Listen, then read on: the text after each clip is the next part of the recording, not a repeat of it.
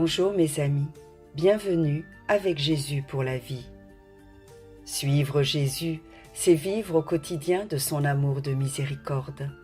C'est mettre ses pas dans les pas du Christ. C'est prendre le seul chemin qui mène à la vie éternelle. Je m'appelle Marie-Josée et je vous invite à prendre le temps de savourer la parole de Dieu.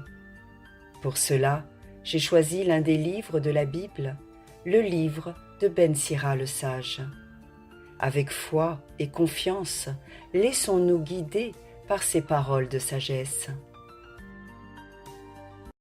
Mon fils, d'ami ne deviens pas ennemi, car une mauvaise réputation héritera la honte et l'opprobre, comme il en va pour le pécheur à la langue double.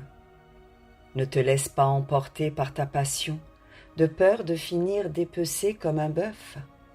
Tu dévorerais ton propre feuillage, tu perdrais tes fruits et tu te retrouverais comme du bois sec.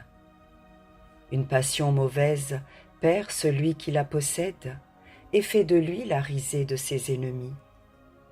La parole agréable attire de nombreux amis, le langage aimable attire de nombreuses gentillesses.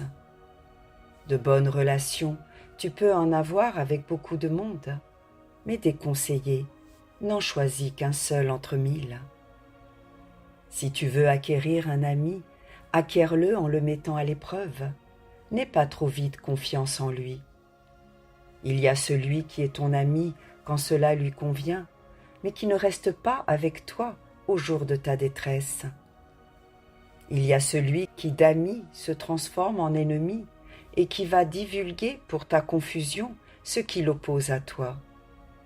Il y a celui qui est ton ami pour partager tes repas, mais qui ne reste pas avec toi au jour de ta détresse. Quand tout va bien pour toi, il est comme un autre toi-même et commande avec assurance à tes domestiques. Mais si tu deviens pauvre, il est contre toi et il se cache pour t'éviter. Tes ennemis, tiens-les à distance. Avec tes amis, sois sur tes gardes. Un ami fidèle, c'est un refuge assuré. Celui qui le trouve a trouvé un trésor. Un ami fidèle n'a pas de prix, sa valeur est inestimable. Un ami fidèle est un élixir de vie que découvriront ceux qui craignent le Seigneur. Celui qui craint le Seigneur choisit bien ses amis, car son compagnon lui ressemblera. Mon fils, dès ta jeunesse, accueille l'instruction, et jusqu'à l'âge des cheveux blancs, tu trouveras la sagesse. Comme celui qui laboure et fait les semailles, cultive-la et attends ses bons fruits. Tu peineras un peu pour la travailler, mais bientôt tu mangeras de ses produits. Aux ignorants, elle semble terriblement dure, et qui n'a pas d'intelligence n'y persévère pas. Elle pèse sur lui comme une lourde pierre, et il ne tarde pas à la rejeter. Car la sagesse mérite bien son nom, elle n'est pas accessible au grand nombre. Écoute, mon fils, et reçois mon avis, ne rejette pas mon conseil. Engage tes pieds dans les entraves de la sagesse, et ton cou dans son carcan. Incline ton épaule pour la porter, et ne te rebiffe pas contre ses liens. Viens à elle de toute ton âme, et de toute ta force, suis ses chemins. Mets-toi sur sa trace, et cherche-la. Elle se fera connaître, et quand tu l'auras saisie, ne la laisse pas s'échapper. Pour finir, tu trouveras en elle ton repos, et elle deviendra ta joie. Alors, ses entraves seront pour toi une puissante protection, et son carcan un vêtement de gloire. Son joug est une parure d'or, ses liens sont un ruban de pourpre. Tu la porteras comme un vêtement de gloire, tu la ceindras comme une couronne d'allégresse. Si tu le veux, mon fils, tu deviendras instruit. À force d'application, tu auras du savoir-faire. Si tu prends plaisir à écouter, tu apprendras, et si tu prêtes l'oreille, tu deviendras sage.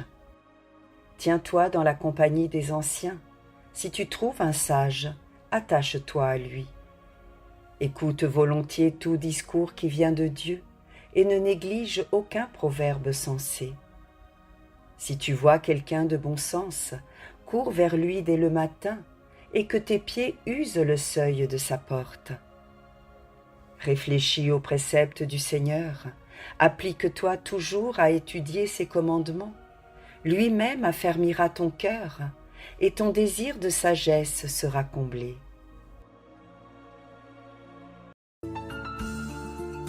Merci mes amis pour votre écoute. Demandons au Seigneur qu'il nous envoie son esprit de sagesse afin de rester fidèles à sa parole en toutes circonstances. N'hésitez pas à partager autour de vous et à donner votre avis en commentaire. Je vous retrouve la semaine prochaine pour un nouveau chapitre du livre de Ben Sira le Sage. Que Dieu vous bénisse.